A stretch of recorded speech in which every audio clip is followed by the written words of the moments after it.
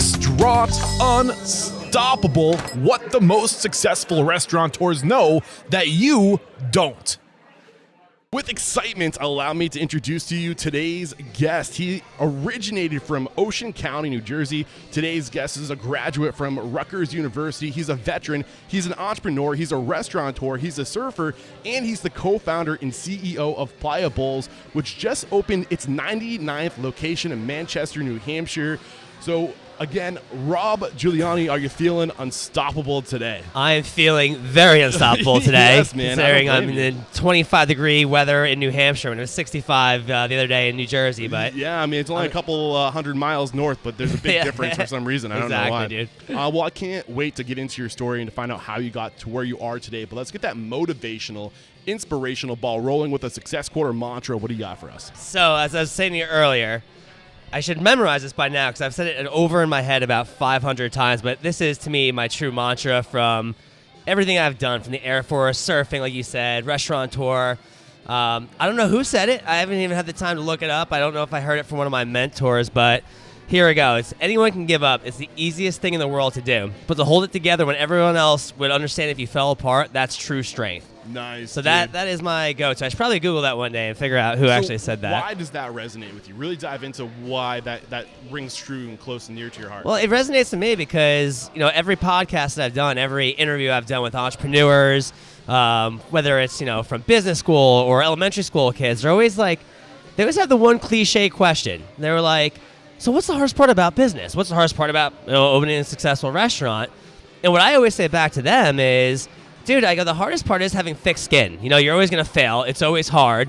And I've had mentors of my own that are like, dude, they're like, being on top is the loneliest place in the entire world. And I didn't get that in the beginning when I started this whole entire Playa Bowls thing. I'm like, no, dude, this is gonna be awesome for the rest, but it does get challenging. It gets hard, and you fail, and you always think that you're by yourself in the corner, and that's why that quote's important, where it's like, most people would expect you to give up and kind of quit, but giving up's the easiest thing in the world to do. Yeah, I love that, man. That's a great way to get this thing started. And I feel like I need to paint the picture for the listeners who aren't watching the video. We're sitting in your newest location, number 99 in Manchester, New Hampshire, and this is the grand opening. So that's why it sounds like a madhouse in here right now. There's a line out the door and then past the door down I don't even know how far it's going down the block down there. Yeah, man, since 10 o'clock this morning, too. Bro, I woke up this morning, it was 24 degrees out, and I'm staying in Kenneck, which is 30 minutes from here. Yeah. And I'm going, it's 26 degrees. Nobody's going to be standing in line for this. Man. We're selling frozen smoothies, and I pull up to this store in Manchester, New Hampshire, and there's probably a line of 80 people waiting on line, and that's at 10 o'clock in the morning. Usually our grand openings, the line cut out around 12 o'clock. That's crazy. It's now 1 o'clock, and there's still a line of I think 30 people out there, and it's still freezing cold. Dude, I'm super excited for you guys. This is great. So where does it make sense to start telling your story? I know you have not a non-traditional entry into the restaurant industry. Yeah. Were you working in restaurants before Playa Bowls? No, listen, I love food. That's probably my most experience that I've had. I eat more food than anybody can ever imagine. All my friends are like, dude, how are you not 500 pounds? Because I work out like an animal. But no, the story just... as unconventional as it is, you hear a lot of these success stories come about, and I was selling medical equipment for a pretty prestigious orthopedic company that my brother got me into because he's an orthopedic surgeon, and I was dating my partner at the time, Abby Taylor, who's the co-founder of Playa Bowls with me, and I'm so happy you just came out and said that because I was curious if there was something going on in the early days. Yeah, hey, for your podcast listeners, me and Abby are pretty open with it. She's my ex-girlfriend. She's happily engaged. I'm happily engaged with a child on the way, which is pretty cool. I think we can get into how to deal with personal life and business life because maybe that comes later down the road. But continue your story. Yeah, that's gonna be an interesting story. But we pulled back the layers here. Yeah. You're gonna peel back all these layers. No, but unconventional again. You hear these success stories. We started on a cart on the side of the road, and we really don't make that part of the story up where. Abby was bartending at a local bar, a very busy, successful bar. She was pulling $900 a night in tips, and I was doing well as a medical device rep, and we traveled surfing everywhere, and every time we got home, she was like, dude, I was driving a 2010 Acura TL. She's like, you're making so much money. I'm like, dude, it's an Acura 2010 Acura TL. I'm not making that much money, but to her, it was and she always just I don't want to say she complained, but she was at the time 24 years old, 25, and going, what am I doing with my life? I can't believe that I'm still bartending. She has a college degree. I'm like, Abby, you're a pretty talented artist. I was like, why don't you set a little cart up like in front of the pizzeria downstairs? We lived on Ocean Avenue. I said, sell acai bowls and sell your artwork out in front in the cart.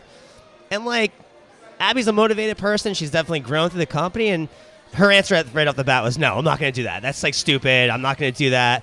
And I kept like just feeding it in her mind. I was like, she knew people in town from bartending. The guy that owned Dunkin' Donuts, the guy that owned another pizza shop down the road. I'm like, reach out to them. I'm like, what's the worst they can say? Yeah. No, who gives a shit? Yeah, I love where this is going, but I want to bring the story back a little bit further. What I like to say behind every great restaurant is a great person or great people. What is it about you and Abby, your lives before this moment, that you think sets you up for success? What any like key military? I'm assuming that probably had an influence. I mean, on those who you definitely are today. had touches of of part of our success. I mean, I'll speak on my behalf. I mean, I can kind of guesstimate why Abby, but for me, I mean, I came from a really good family, really hardworking family. I always tell the story. My dad, now he's 78 years old, but came to America when he was 26 years old to work here from Italy, from Rome, Italy, and he came here for one summer. Worked in his uncle's factory, making not much money, and then he busboyed like on the side to go back to pay for his wedding back in Italy, and he ended up staying here and just always being in the restaurant industry. Not so much the restaurant industry, but more catering side. Okay. And my dad was just a grinder. I mean, no joke aside, the guy worked like 8 days a week. He slept in a Howard Johnson 3 nights a week, and just like, and all the kids that I hung out with growing up, whether it was Tom's River or North Jersey, were like, they always thought we were rich. And we were far from rich, but my dad always knew how to like get the right angle to like get us the things that we always wanted. He got us to college. My dad was not a military guy, but he got me and my brother Jeff into the military because he knew it would pay for college that he couldn't afford.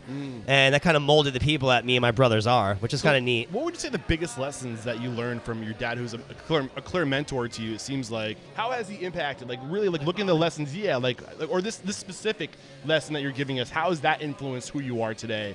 On how he's always been able to give you things. Work hard. Okay. I mean, legit, Eric, no joke. My nephew, who I love more than anything, I got Aiden and Carson, like little teenage boys now, and like, I'm not saying they're spoiled because they're not spoiled, but they're trying to sell raffle tickets right now for like their soccer team. Yeah. And he's hitting up his wealthy uncle, me, like in a group chat with like, and he's like, Uncle Rob, you got to buy these tickets. I'm like, can I curse on this? Yeah. I was like, fuck you. I'm like, no. I'm like, go out like I used to do, hit the pavement, and go sell door to door. Yeah. I go, and if you can't sell it, then I'll come in and rescue you. I'm like, but fuck you. I'm like, go sell your own tickets. Yeah. But like, to answer your question about my dad, I learned it. So I went from my dad to my oldest brother James to Jeff. I'm the youngest of 3 boys, and like they're a little bit older, a lot older than I am. And just my dad and my brothers instilled hard work into me. And going back to the quote, never giving up, life's challenging. Like, I don't want to sound like such a hard-nosed like prick, but I don't take excuses for anything. Okay. Like my whole life, like if I failed at anything, I never blamed anybody else. I was always hard on myself, and I still am. Okay. And I hate people that are just like, they blame other people. It bothers me. So anything else in your life besides selling medical equipment or anything else? Because you're also an entrepreneur, according to your bio. Yeah. So where's that entrepreneurial like element? But was that? You said we have an hour, right? Yeah. Because you might take 10 hours on this one. Does that exist before? I mean, Jesus Christ. I mean, starting in high school, I was selling fake Oakleys to all my classmates. I got busted doing that. I got in a lot of trouble. And I swear to God, I did not know that they were fake. Oh, you're like, this must be a great deal. I thought they were real because I don't know if you remember, how old are you? I'm 34. Or 35. Crap, getting old. I'm 37. Do you remember back in the day when Oakleys first came out, the glasses were like the legs of them, they actually bent? Okay. They had like the little rubber things on the side. I think so, yeah. That was like the coolest thing for us. And like, I don't know, this kid came to me, he had like 500 of them. He's like, do you want to sell these for me? And I'm like, yeah, I'll sell them for you. And like, I went out and like we were paying like $3 a piece for them. And I was selling to like all my classmates for like 20, 25 bucks. But I remember like 2 months later, I was getting, my parents were getting phone calls from their parents because their glasses were all breaking because they're all pieces of shit. They were like made in China, awful. Yeah. But I don't know, I guess it was better than like selling pot like most kids were doing at the time. So I was like, you know what? As long as I'm doing that. We're learning. Okay, so it goes back for a long time. Give me another example, maybe more like closer to before opening Playa Bowls. Yeah. I'm trying to think. Me and my best friend from college, my roommate Brian, his father was he still is. He's like a scientist / engineer. He works for Virgin Airlines, and he was a helicopter pilot. And he developed a virtual simulator, which was a roller coaster. Okay. So me and my roommate graduated college, and at that time, me and him were like, well, what are we gonna do?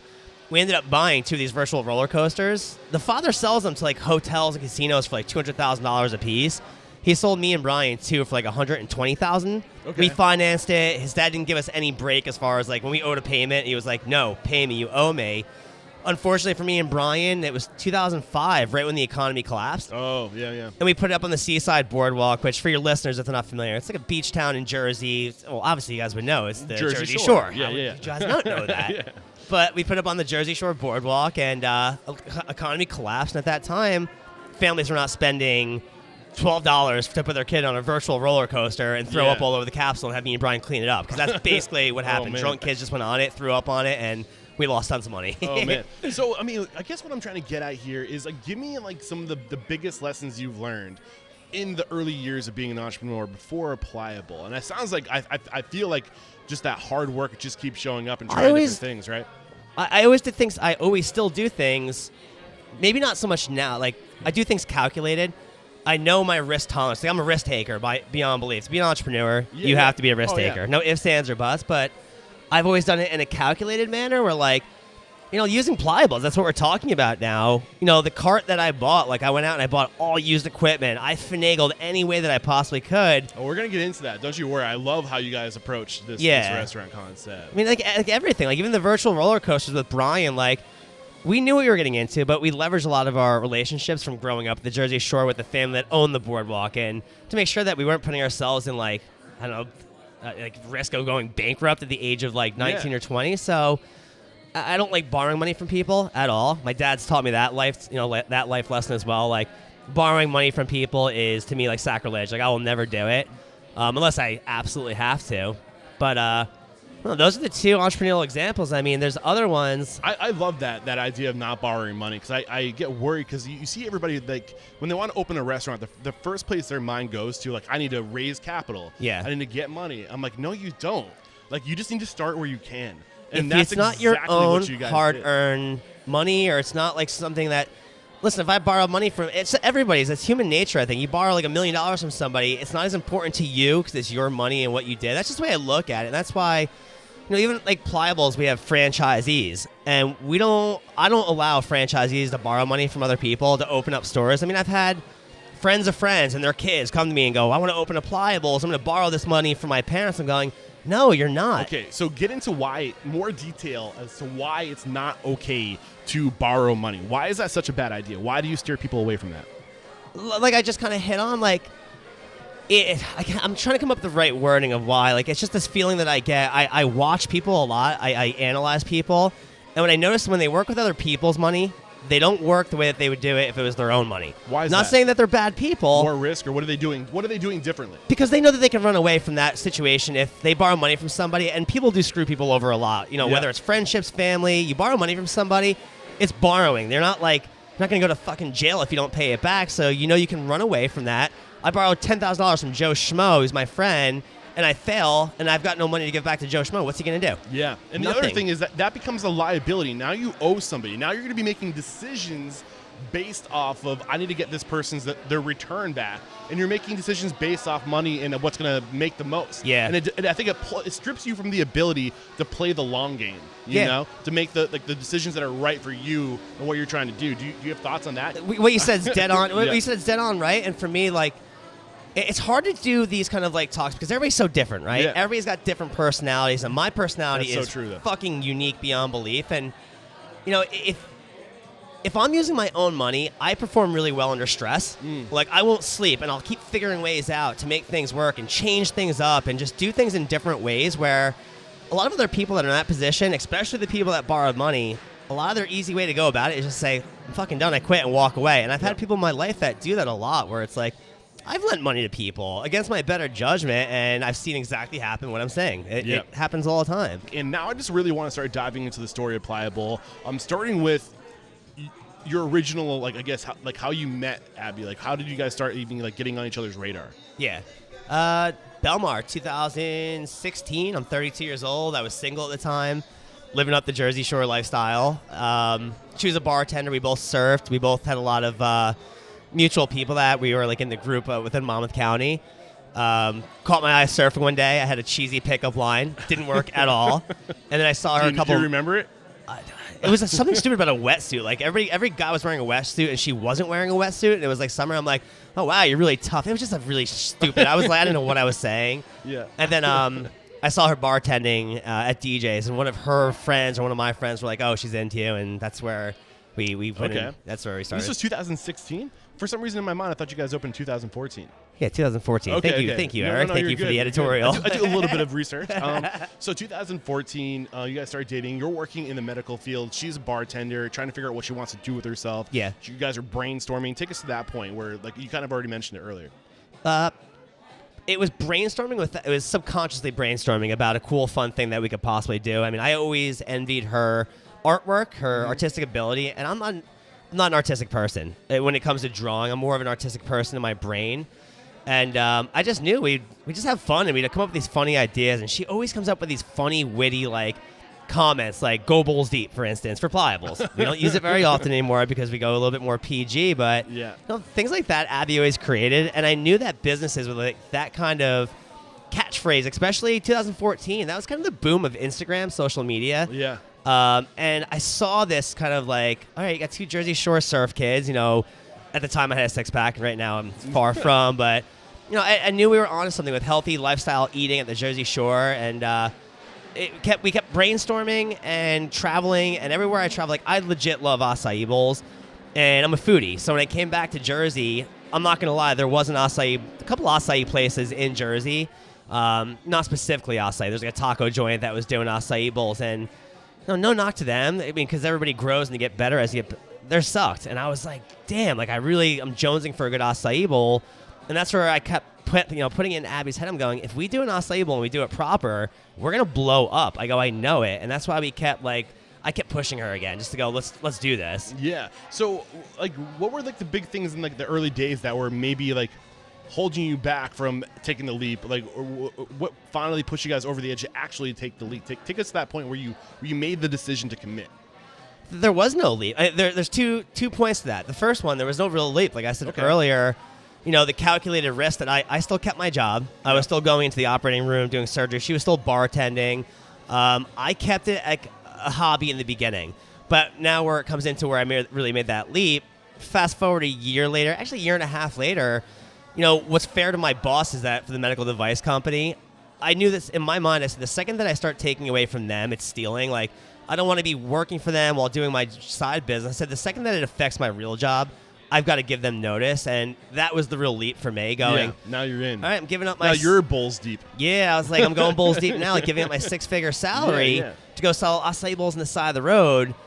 That was the pivotal change. That was the turning point for me in my life. Okay. But again, I sat there, I talked to my mentors, my dad, my brothers, and going, we saw the lines down the road. I just like... Still, fast forward 6 years, we're looking to your right and my left. Middle of the fall, New Hampshire, we're selling frozen bowls. Like, I still get nervous every night, though, going, this could end any second. Keep working as hard as you possibly can and keep this going. Yeah, and I think that's a good lesson right there in itself, is that it could end at any point. So you have to remind yourself to keep pushing. As soon as you take your foot off the accelerator, like as things start to fall. And I still get nervous for every interview. So I think that if you have that level of that, a little bit of angst, a little bit of anxiety, or a little bit of nerves going into every day, every new opening, like I think that's a good sign. It shows that you still give an F. So like, paint that picture of what you guys had getting started. Like what was your situation on day one when you set up the pop-up the first time? The cart? Yeah, the cart, yeah. Oh, I love painting this picture. It was literally, we went to Kmart, we brought a picnic table, like a little glass like picnic table that you'd put like a bar in your backyard, a used piece of refrigeration that was a pile of shit, an umbrella from Kohl's that I had Abby paint, and then a little menu board from Michael's Home Goods that Abby also painted with our 3 menu items. A chocolate lab that laid out in front of the stand every day, which is my dog, Dolce. She passed away, but I have a new chocolate lab. And it was legit on Ocean Avenue, where it gets busy as could be in the summertime. And you see me and Abby. I'm wearing a bathing suit. She's wearing a bikini. We're blending fruit. I have a chocolate lab laying out front. An umbrella, a crazy pizza guy that we were renting from, Jimmy, which I still love to this very day, old Greek drunk guy that yells at everybody. I have extension cords running up the stairs to our apartment because we lived right in front. We lived above the pizzeria. So I had 2 roommates, extension cords running up the stairs, 10 cases of bananas going down the stairs, a refrigerator in our living room filled with acai, So it was quite the scene. It was and I think, I encourage people just to start all the time. Just start. Like, you're going to do a lot of things wrong. You're not even going to know what you're doing wrong. Yeah. But just start and, like, figure it out as you go. Don't let anything stop you from starting. It does not take much to start. Work your network. For you guys, that was the guy that was downstairs, right? Yeah. And this, your support system's there if you look for it. You know what I'm saying? So get into that and, like, how you guys even approach this guy and what made him, like, why did he agree in the first place? So Jimmy's like my father. He reminds me a lot of my father. Yeah. They little different. He's Greek. My dad's Italian. Jimmy the Greek. Big handlebar mustache. Nice. Got a reputation in town. Like, let me paint a picture of Jimmy really quick. He has a banner made that's about 10 by 10 on the front of the pizzeria that says voted #1 pizza and breakfast at the Jersey Shore. Nobody ever voted that, ever. So that just paints your picture right there, Jimmy the Greek. He'd come up to my apartment. I mean, Abby lived with me for a while, and before we started the acai stand, Jimmy would just stroll up into our apartment and drink all of our booze from, like, the night before when we had parties. We'd, like, lay on the couch drinking booze, and Abby's like, why are you letting this guy do this? I said, you want to know why? I go, because he's not harming me, and I knew there was an opportunity. Like, I always envied the fact of his pizzeria and seeing a line down the road. Long and behold, when we came up with this idea, and I treated Jimmy really well. I mean, I let him come up to the apartment. We always joked around. We sat there, had a beer with each other. And the way that I approached it with him, because I asked Abby to do it. I said, go to Jimmy. She's like, I'm not doing it, because she was kind of scared of him at the time. I said, I'll do it. So I go, Abby, make me an acai bowl real quick. So she made one upstairs. I went downstairs with the acai bowl, and I handed it to Jimmy. I go, Jimmy, try this. I go, see what you think about this, because I want to sell this in front of your pizza store. With his mustache handlebar, gets the acai, gets it all in his mustache handlebar because he's drunk as shit. And he goes, what is this shit? I go, it's not shit, it's acai. He goes, it's really good. I was like, I know it's good. I go, let me set up a little cart in front. We talked logistics a little bit because obviously there's health codes and, not beating the system, but we had to figure a way that we can sell acai on the side of the road and have a 3-compartment sink and so on and so forth. When you're that small, you usually get a couple warnings before. And you know what I mean? Like, you can... I don't want to encourage people to break the law, and I'm not saying. I mean, maybe Eric, what you're saying is, I'll cut you off, but I'll cut you off by saying you're absolutely right. Though it's about pushing it. Like, I can't do that anymore with how big Playa Bowls is. I cannot do that. But in the beginning, as an entrepreneur, what do you have to lose? A couple tables in a blender? Like, you have nothing to lose. Just try. I have a phrase. It's called, and people have probably heard this before in the entrepreneurial world: ask for forgiveness, not permission. Yes. And you do it, and you're right. You'll get a couple gimmies. If you push it too hard, then they start looking at you. Don't abuse it, but do what you got to do to get started. Exactly. Yeah. Exactly. I love it, man. So, okay, take us through the first couple of weeks into, like, the first couple of months of, like, what this was like, the lessons you were learning, the things that you learned the hard way that you can prevent my listeners from making those same mistakes.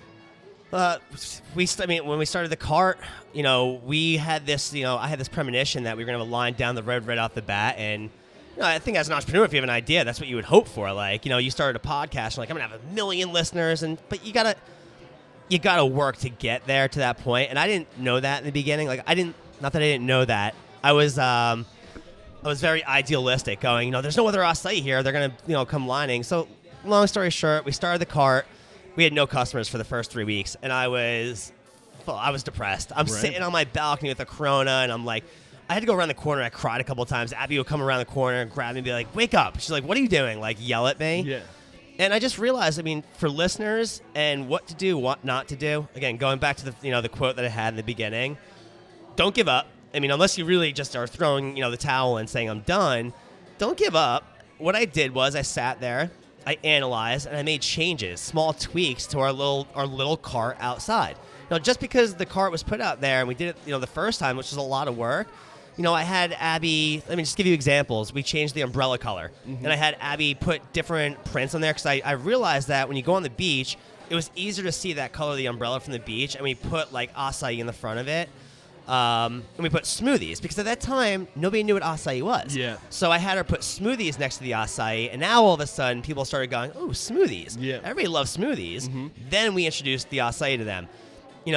I realized also, like, our blenders, we had 2 employees at the time. Brenna, who's actually here right now, is our first employee.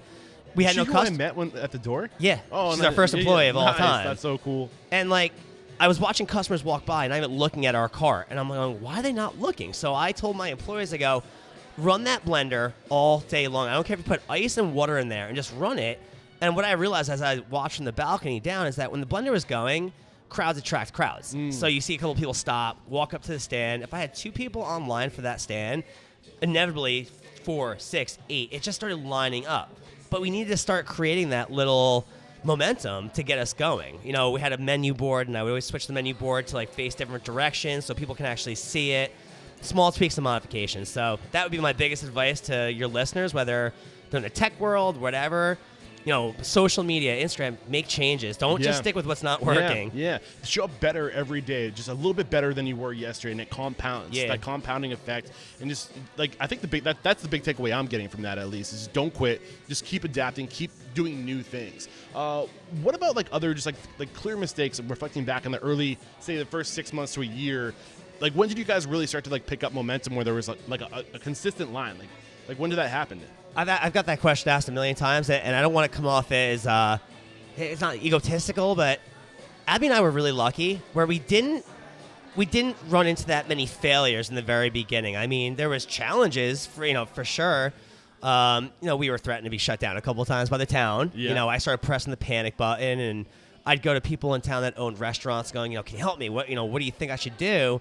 And my motto is, if you treat people right and you're nice to people, they're going to treat you really nice and take care of you too. Yeah. And luckily enough for me, people in the town rallied around us, and they wanted to see us succeed. Yes. If they didn't like us, they'd be like, fuck these kids, Dude, honestly, get off the side of the road. I think that's how I became a commercial pilot. Swear to God, because I had to work twice as hard to get to where I was, but people saw that I was a good person, that I was busting my ass to get there, and like people will rally behind you to push you through, to get you to where you need to be. It's true. You don't have to be the best at everything if you're a great person and you take care of other people. Yeah. It comes back around. People like seeing people like seeing good people succeed. For sure. People don't like seeing bad people succeed. Absolutely. So, okay, take us through the transition of having like this like table in front of a pizza place to having your first location. Was it down the street? Was it nearby? Like, what was that first brick and mortar situation like? Well, Hurricane Sandy hit Jersey Shore 2015. Yeah. Year after we opened the cart. I'm sorry. It was the year. It was like the year before, and we had a gym next to us. It was called Belmar Fitness that sat dormant for 2 or 3 years. The guy Joel who owned it moved down to Florida. The building got ravaged by Hurricane Sandy, and it just sat there like a big pile of shit. And one of the local guys in town, Robert, actually owned it. And again, treating people good, and people really wanted to see us succeed. They recognized one of the problems that we were having. Every time it rained outside, Abby and I had to break the cart down, put it inside, and we lost all of our business. Storefronts, you don't have that. You can have customers come inside when it rains, sit down and eat. So I'm going to keep this as short as possible. I mean, the guy came to us with an opportunity. He came to me and he said, listen, he goes, go into my building. He goes, you and Abby can use it for the rest of this summer. No rent. Take care of it. Whatever you want to do. I'm going to sell it when you guys are done in a year. I'm like, all right. So I went to the building the next day, and I go to my friend Nick, who owns an Italian restaurant in town. I'm like, come down with me. I'm like, give me some advice here on what you think. We brought a contractor with us, typical Jersey contractors. His name's Frank Dinatali. He walks in there to give me a price out on the build-out of our little like Playa Bowls inside the storefront. And at the time, Frank walked around. He's like, this is broken, that's broken, this is and we walked in, dude, no joke, Eric. The carpet was it was still like moldy from Hurricane Sandy. The ceiling was falling down. Squirrels were running through the entire thing. Every copper pipe was burst in that entire building. And I didn't think anything of it. I'm like, well, this is going to be easy because I'm going to throw a cart inside the building. But Frank went there and he's like, listen, kiddo. He goes, I'll get it done for you in 10 days. He goes, and that's the way people operate in Jersey. He's like, I'll get it done for you in 10 days, but you got to give me $90,000. I go, $90,000? I go, not a chance. And I actually broke down crying because I had my like goals that I was going to do this. Yeah. And I broke down and I got really upset with Frank. He left. And I was talking to Nick, and Nick's one of my best friends this very day, big restaurateur, and he pulled me aside. He goes, what's wrong with you? He's like, you got construction background. He goes, you know people in town. He goes, rally it all together and just do it yourself. He goes, don't have Frank do it. Yeah. And he woke me up, and no joke, Eric, 17 days, I didn't sleep, I didn't eat. I got all the people that I knew from construction, my friend Eric, who was a union plumber, my friend Ryan, who's a union carpenter. And they came in. They didn't do it for free, but they like really hooked me up. That's the $90,000. That's the $90,000. They hooked me up, and 17 days, we got the whole entire thing built out. The town rallied around us, permits. The mayor pushed everything through for us, and we opened up. 4th of July morning, which is like the biggest holiday season for the Jersey Shore, at 8 o'clock in the morning. And I remember like yesterday when we opened those doors, the music was playing. We had like 100 people inside of our store. And that was like the high five success story. We're like, Dude, holy shit. And that was the real incredible. takeoff point. Dude, that's incredible. So so we've learned up to this point, one, that you're kind of a crybaby, but two, more importantly, is that I'm the youngest of 3 boys, so yes, I'm a crybaby. More importantly, there's just this mentality of just like tap into that frontal lobe, get creative. Don't say we can't do it. Say how can we do it? Yeah. And then just start thinking creatively. That you'll be surprised with the solutions you come up with. Right. The net, like again, leveraging your network and like what is it about you that you think you have this network, and how did you develop that network in the first place? Bro, it's funny you said that. Like, I like this podcast a lot, what we're talking about, because it's actually making me think a little bit. Like, a lot of entrepreneurs that I know, one of the key characteristics, and I would say more of a negative thing that I see from them, is they're resistant to getting outside help. Yeah. They want to do it themselves. They're an entrepreneur. They're doing it themselves. Whatever they say goes. I'm like, I'm the complete opposite of that. I actually like when people tell me how to do something, and I don't take it the wrong way. I'm like, I might say no off the get-go and kind of like think it through and say, okay, that was a good idea, and give credit where credit's due. Even with my team right now for Playa Bowls, we've got 10 corporate managers. Like, my beginning of Playa Bowls, like, I always listen to everybody. There's this local yokel guy, Mike Drews, who told me to move my cart out 10 feet further, even though the town wasn't allowing it. And I'll still give him my credit when I see him. I'm like, that 10 feet that you told me about, I go, changed the fucking game for our cart out there. And he holds me to it all the time, so I have to buy him a drink when I see him at the restaurant. And that's just so you can have the queue. Yeah. Yeah, little things like that, man. Little things, man. So, okay, now you have a brick and mortar, you have a location. We have only so much time to dive into how you go from this situation that you're painting the picture for, like in 2014, 2015, 5 years later, 99 locations. Yeah. I don't know how you squeeze that into like another 30 minutes of conversation. I can make it quick, too, to be honest with you. I mean, we went to that brick and mortar, built it in 17 days, wildly successful, and my business model was going to be to go to other Jersey Shore towns and find more Jimmys in all these towns and ask to put carts in front of their stores. Okay. Start small, like, almost like a food truck, model. What I realized really quick, that was really hard. A lot of the pizza guys weren't like Jimmy, and they basically told me to F off when I went to them. They're like, no, I'll just do it myself. I don't need you. So, long and behold, it's actually a Kushner property. Jared Kushner, Donald Trump's. They own a big piece of property in Long Branch, New Jersey, called Pier Village. Okay. Super high profile. New York City-ites, they all go there for the summertime. And I thought that was out of our league for Playa Bowls at the time, store number 3. But they showed interest in us, and we really had to sell them. Like, we went to, 4 meetings with them. We did all presentations, me, Abby, and our former partner, Desi. And we had to sell ourselves to the landlord to get us in there.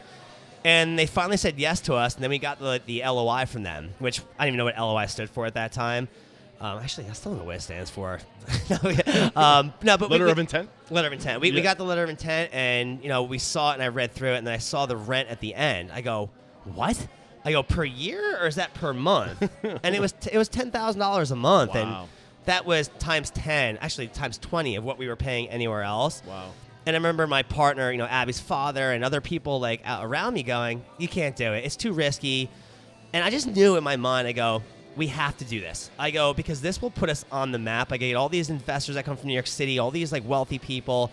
They're going to see the power of Playa Bowls, and they're going to love it and want it in their own towns. And that's your long story short. I mean, I placed it perfectly. I mean, I was the most proud moment my entire life, seeing Playa Bowls right next to Lululemon, some high profile, retail. And then I saw Playa Bowls next to it. I go, here we go, off to the races. And lo and behold, Pier Village still does $2 million a year.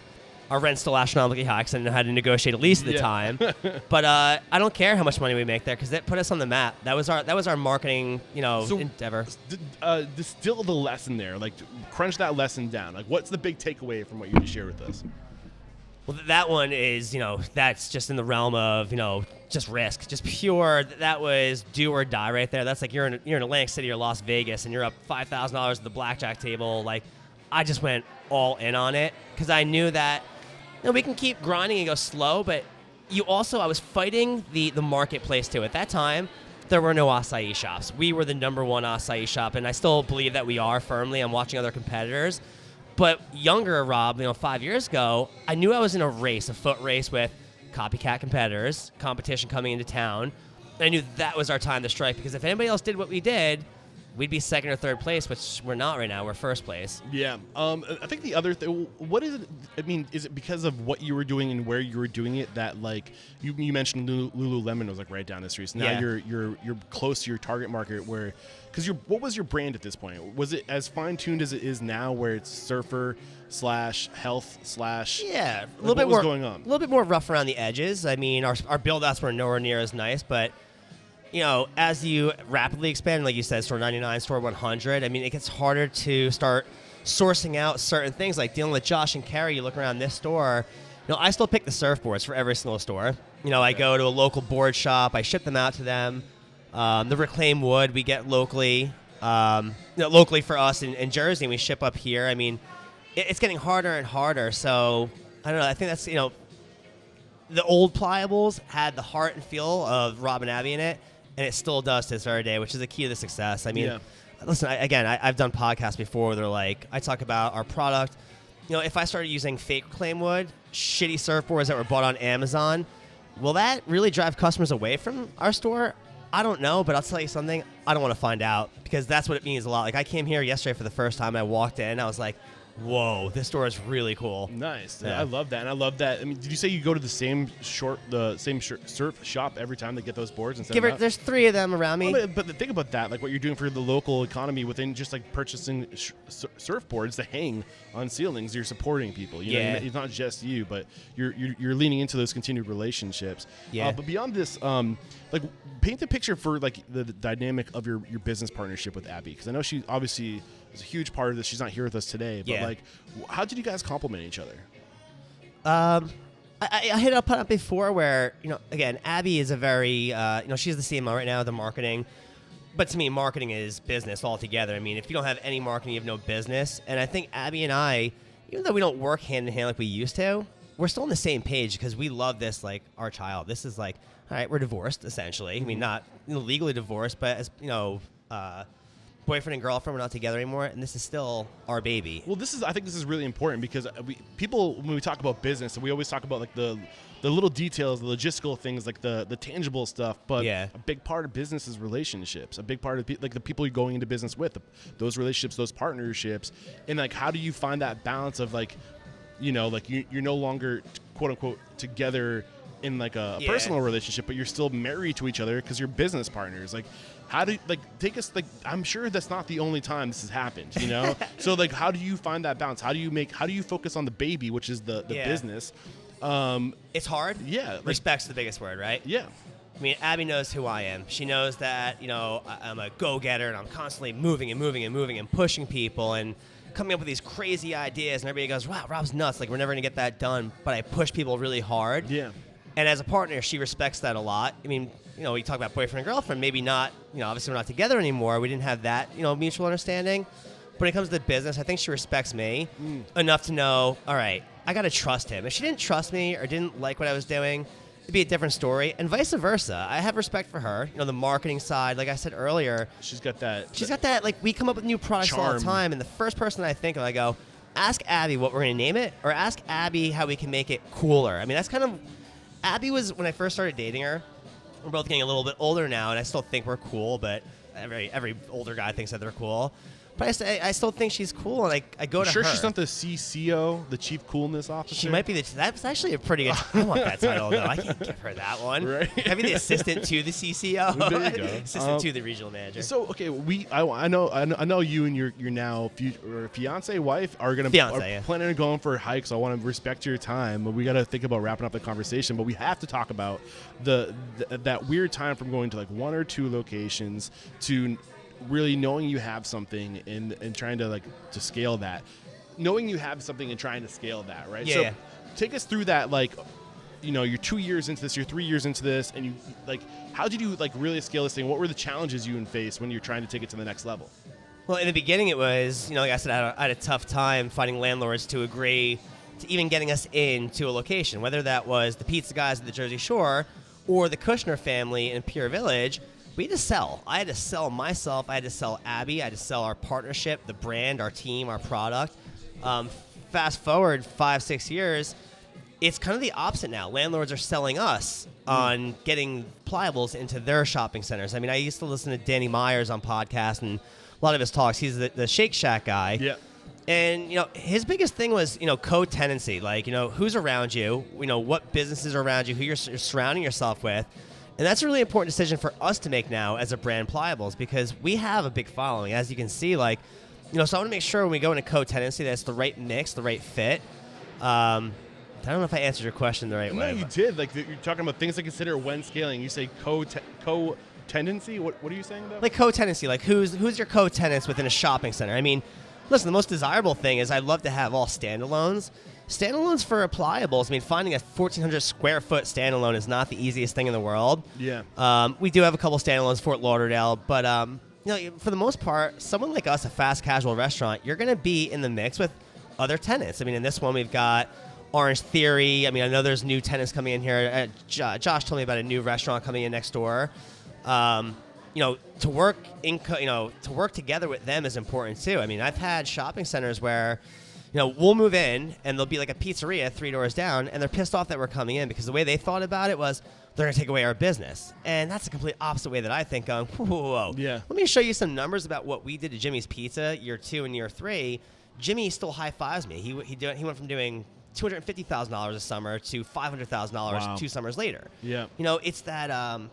what's that word? It's not cohesiveness. It's like that. It's like just synergy, ecosystem. Synergy. You're creating it's co-tenancy, but it's a coexistence. Yeah. Like how, like, and I think that's that mentality, that coexistence, that you should have that same mentality with just your neighbors that are in the same strip mall as you, as the same. You should that should bleed into all the other restaurants in your community, right? And I think that, like, what is like the mentality you have though? Like, really paint that picture of the mentality you need to have this coexistence with other people. You have to be a smart business person. I don't want to say that so like brash, but it's true. Like, I've got friends that own Billabong, other things like they always want to like team up with us and do like giveaways. Or, my brother opened down in Kensington, Maryland. And, like, the people around came with, like, gift baskets that day. And they were like, welcome to the shopping center. And they just had, like, this friendship and this, like, where, again, I've had other tenants that are, like, standoffish. They call the cops for us for parking in their parking spots.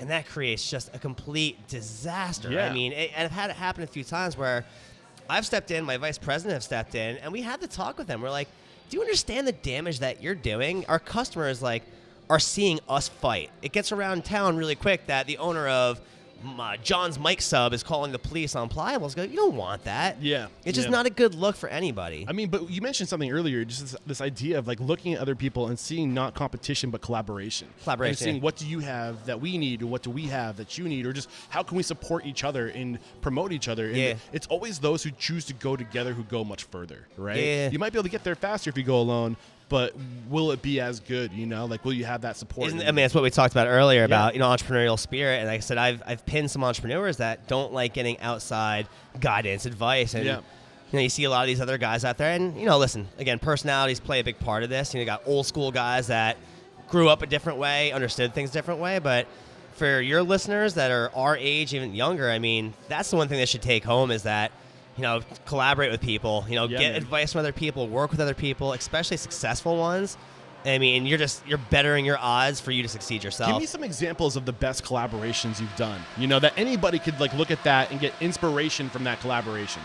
Which is definitely a smoothie job. Internally with we got blenders blasting in this place. Jesus Christ, we don't even need a DJ. But collaborations like internally with Playa Bowls. Sambazon Acai when we first started. I mean, they were the pioneers of acai. Ryan and Jeremy were like the cool surfer guys. And, bro, we had like 4 other acai shops reach out to, not acai shops, like acai manufacturers. Okay. They weren't as cool as Jeremy and Ryan. They weren't as like unique. They weren't as authentic. But they came to me at prices. I mean, their whole selling pitch to me was, we can give it to you for half price. And I'm like, that doesn't matter to me. So I collaborated with Sambazon, who had a good Instagram following, who had the coolness factor to them. And that's what I attribute to a lot of our success. Like, I picked them as our, and I'm still friends with Ryan, even though we make our own acai now. And, we're friendly collaborators. Like, the better that we paint a picture that acai is good for you, Ryan does just as well, and he gets that. That's why we're still friends. I love it, man. So one thing I picked up that you guys do really well is you have this culture that it seems everybody who in the interviews I saw said it's like being in a family. Is that more Abby's angle? Is she more like the culture, or she's CMO? What role did you have on developing the culture here? I mean, the culture developed naturally, and I don't want to sound so like, idealistic. Like, our employees are our culture. I mean, you look at most of our stores, and they're young, they're energetic, they're college students, they're high school students. They participate in the local community. And I remember when I was 17 years old, I worked at the Frog Bog in Jersey Shore. I had headphones on, and everybody would walk by, and I was this chunky little kid. I don't know if you guys know what the Frog Bog is. No, I don't. But it's a Jersey Shore arcade game where okay. you put this rubber frog on top of this metal thing. You hit it, and you got to get into a lily pad to win a prize. Oh yeah. So my whole gimmick was get him up, get him in, try it out now. 3 soggy froggies for $1. Like, I was that guy, and my job sucked. I hated it. I was embarrassed. My kids that I went to high school saw it, but you look at the Playa Bowls employees, dude. They love Playa Bowls, if not more than Abby and I do. Like, they love coming to work. It's fun. Yeah. They feel like they're part of a family. They feel like they're part of a cool culture. I kind of feel like what you did is you tapped into psychographic, right? And I think that especially for brands similar to what you guys are doing right now, there's this movement with health forward. Food as medicine. Food as and people are really being really intentional with what they eat.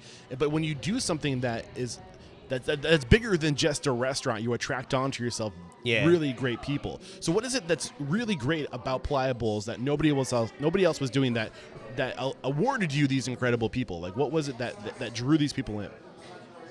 I think they saw Abby and I mean, first of all, lead by example. So when we first started Playa Bowls, Abby and I were the ones behind the counter grinding. I mean, there were days where Abby and I would serve 300 customers by ourselves because 3 of our employees called out because they were the stomach flu, quote unquote. But we all knew they went out the night before. I think they recognized our hard work and our leadership. They saw that we were pretty cool, that we served, and in the beginning we would literally shut the store down for an hour. Not the store, the cart for an hour. And we go surfing. We put a sign on the cart that said "Gone Surfing," and we tried carrying that over right now too. I mean, we can't do that at most of our stores where it's shut down and go surfing. But for our corporate stores especially, if an employee comes to us, they feel comfortable going, "Hey, I just can't come to work. We have this policy, no problem. But make sure that you have someone covering you." And I think they feel comfortable and relaxed around us. I love it. And I think that this is something that I see. It's definitely a trend that when a business is an extension of who the people are behind the business, which I think Playa Bowls is absolutely an example of that. Like, Abby was obsessed with bowls. It was her passion. She was, and then she extended her passion into her business. And you guys, your other interests also reflect on this business. Your surfing, your wellness, your interest in wellness, and all that. Yeah. And I feel like when you do that, it's you create this soul that is just so appealing and attracting, and people who identify with those same values are going to come be with you because you put yourself out there and you let everybody know who you are and what you stand for. Yeah, for sure. Yeah, I love that, for sure. Okay, so, I mean, we got to start thinking about wrapping up the conversation. I want to respect your time, but anything on a, we talked a lot about the earlier days, right? But now scaling from, where you are now, 99 locations, almost at 100 locations in 6 years. What were some of your biggest challenges more recently in this moment of scaling, that you can drop on us? Yeah. I wouldn't call it a challenge. I mean, obviously, money always comes into play, right? Do you have enough capital to go on to, the next level? And for Abby and I, we had a huge decision to make approximately 2 to 3 years ago where it was, you want to start scaling the way that you do. You've got essentially 1 of 2 choices. Either do it corporately, go out and get investment, go out and get a loan, go out and do that and build out corporate stores, or the franchising model. And 2-3 years ago, I mean, the way Abby and I thought about it, because we love Playa Bowls so much, and this is no knock, I've said this before too, so I don't care if we use this, Abby and I always said we didn't want to be the McDonald's, or we didn't want to be Burger King. We thought it was cheesy, too corporate, screw them kind of thing. But as we grew up and got older, we realized that we can still keep our culture, our personal artist that comes in and builds out these stores with us and does everything. So we chose that franchising model. And to answer your question, what's been the most challenging thing as of recent? You're now introducing a lot more entrepreneurs into your family and your system. My brother's a franchisor of mine. Abby's in-laws are, franchisor of ours. Nobody likes hearing the word no, especially from the younger brother. No, Jeff, you can't do that. And it's challenging, but if you demand enough respect and they see that you're still hard working, that I'm not just sitting on the beach and doing whatever I want, and I'm still in the stores, like I go to every grand opening, I go to the stores every single day, I'm in every single group chat, I still hold all the meetings, like I still have passion behind this. And I'm going off on a tangent, but to answer your question about the challenging part is franchising is really tough. Yeah. Again, you have a lot of very smart entrepreneurial people that think they can do it better than you. Yeah. But not understanding it's a franchise model. And yes, there are certainly better ways to do what we do, but it takes time. I always say, like, Rome wasn't built in a day. We'll get to being better. Like, I've had a million franchisees, Rob, why don't we do this with these spoons? I'm going, we've thought about it. We've worked on it. I like your input.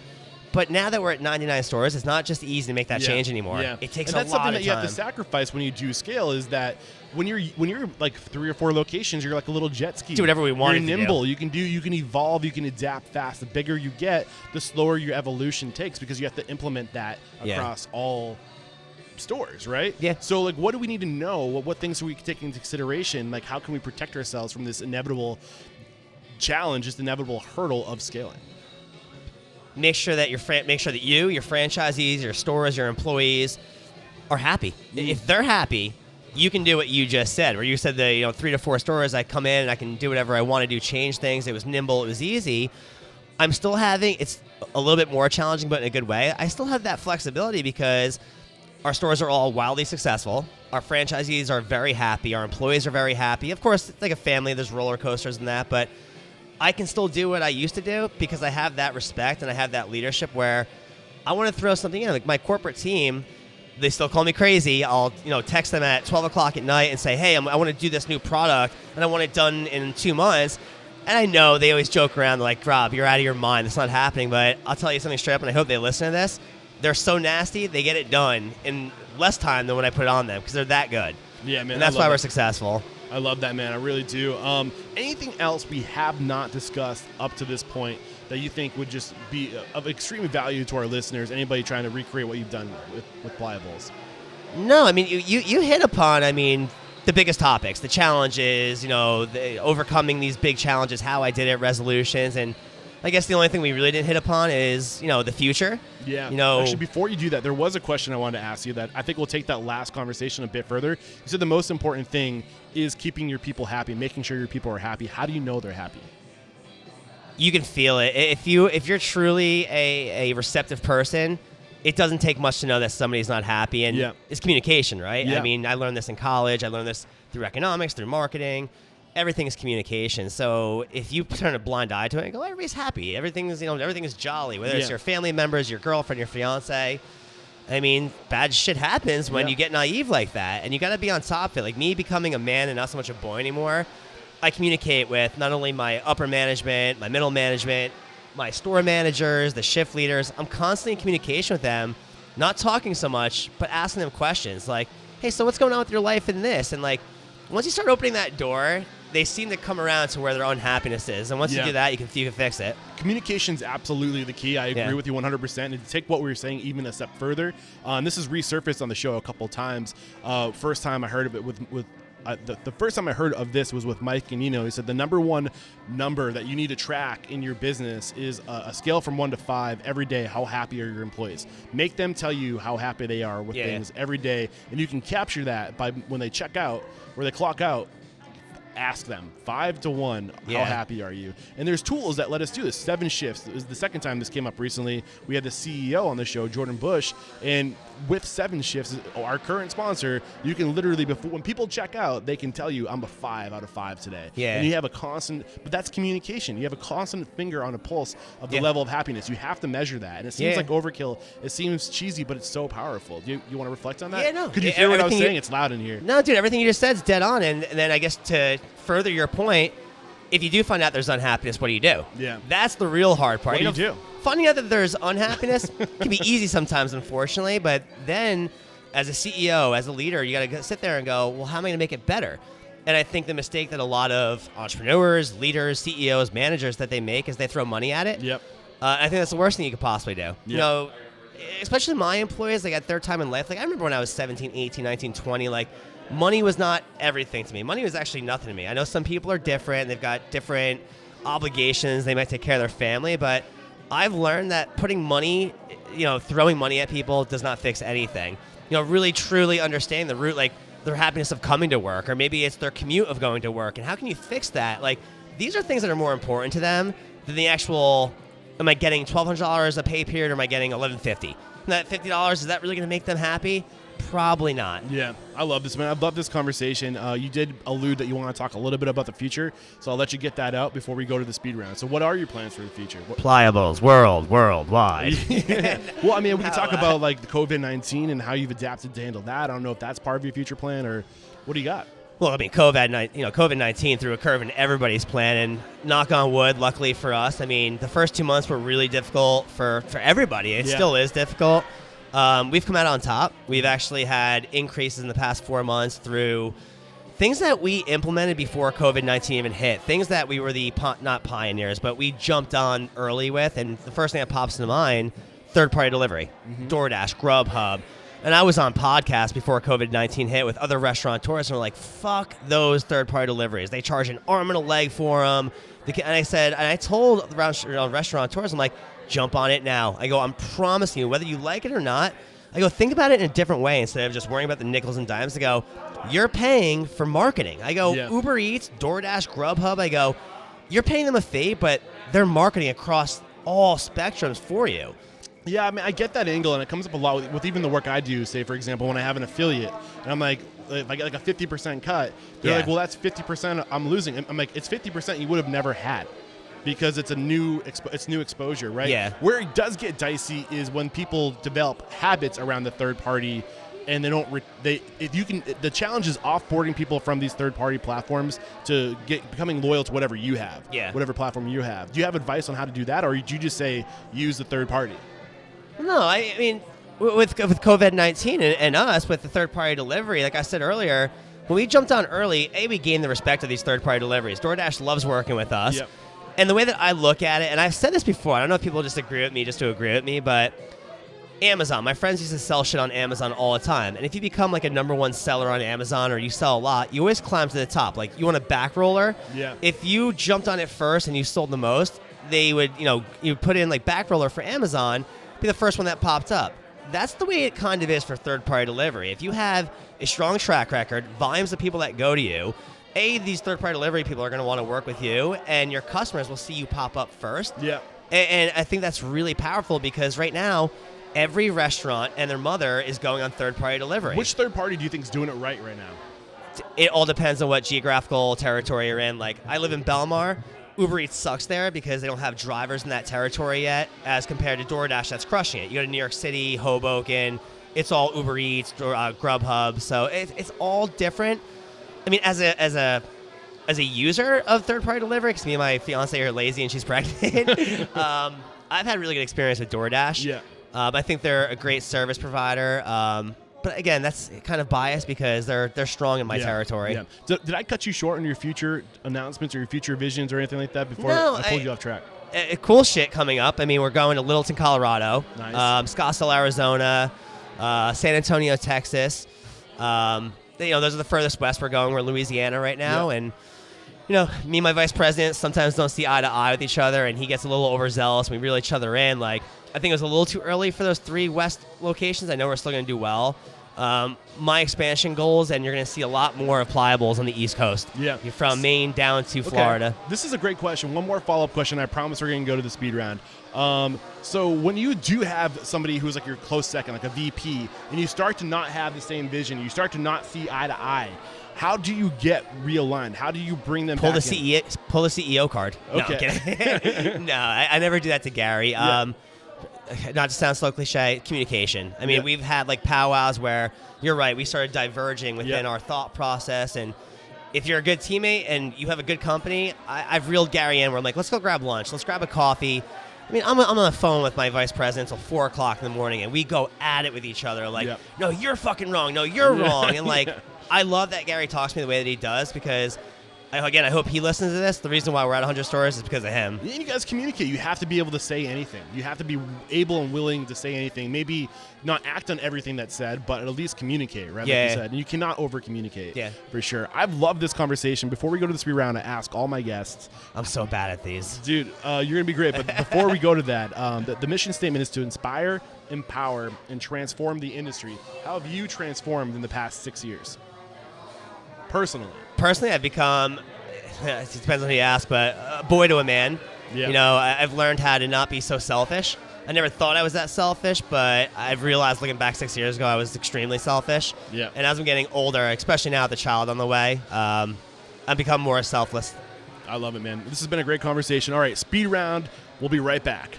So we're back, and the first question I have for you is, what is your it factor? A habit, a trait, a characteristic you believe most contributes to your success? Passion. What is your biggest weakness? Weakness? Kindness. What is one question you ask or thing you look for when you're scaling or when you're growing your team, when you're hiring? What are you looking for?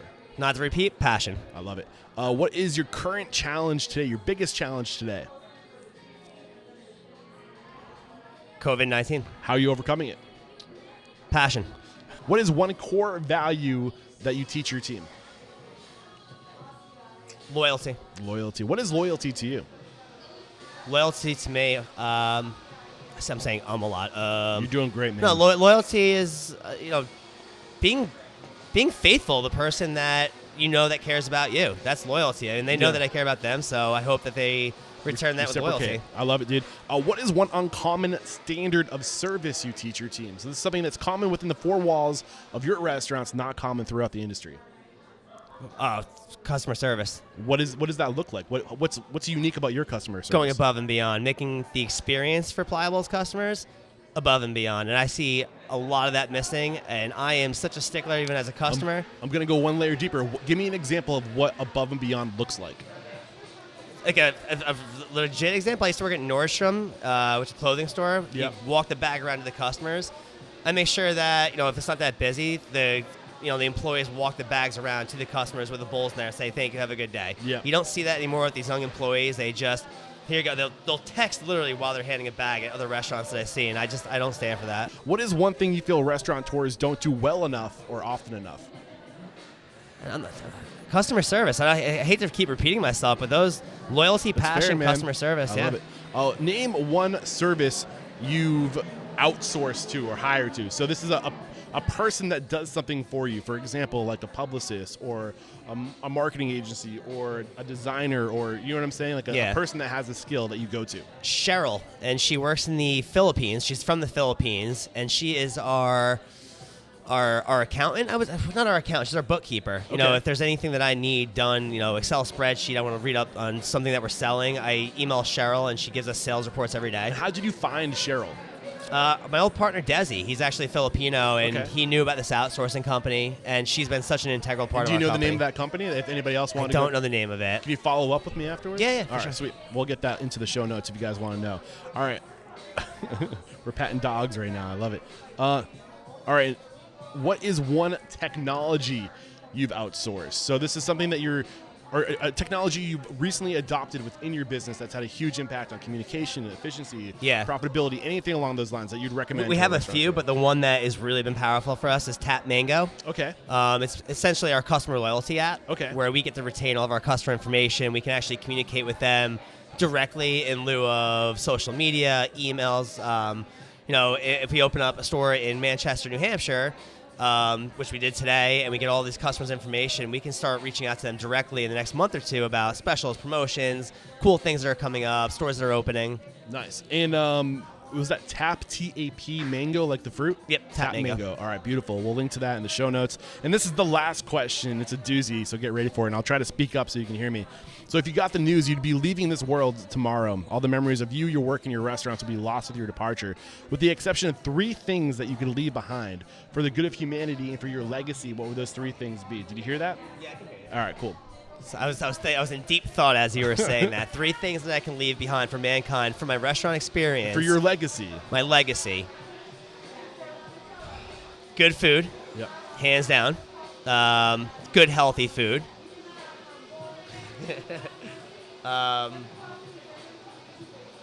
Financial guidance for people that are getting into the business world, and kindness to humanity. Yeah. Eat good food, have financial guidance, and be kind is what I heard. Awesome stuff, man. I've loved this conversation. We wrap up every chat by calling somebody out. Who's one person you respect and admire in this industry and you believe would make a great guest mentor like you made for us today? Yeah. You guys aren't familiar with him in this area, but I still think he'd be great for you because he is coming to this area. Jamie from Eat Clean Bro. Okay. It's a meal prep service. He is one of my mentors, and you'll get a kick out of him. Jamie from Eat Clean Bro. Jamie from Eat Clean Bro. I'm coming after you, man. I can't wait to get you on the show. And how can we connect with you? Maybe we're listening to this. Maybe we like the energy you're putting out. Maybe we're interested in franchising. What's the best way to connect? Rob at playabowls.com. Very simple. Right. And this is episode 700. And I want to say it's 60, but stick around to the closing thoughts. I'll let you guys know exactly what episode number this is to find the notes for today's chat. Man, you've been incredible. Thank you so much, Rob, Thank you, for taking Eric. the time to share your story, your knowledge, and your mentorship. There is no questioning. You are unstoppable. Cool. Thanks, dude.